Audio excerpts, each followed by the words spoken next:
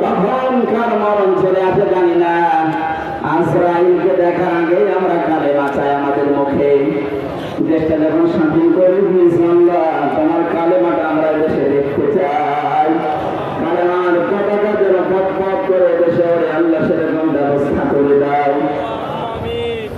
জীবনে কিছু যদি তোমার ভালো না লাগে আল্লাহ, আমাদের জন্মযোগে অন্তত এইটা নিয়ে দেখার সুযোগ করে দাও।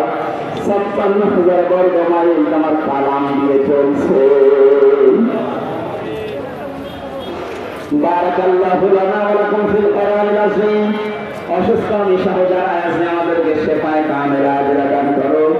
আমার কণ্ঠ আল্লাহ তুমি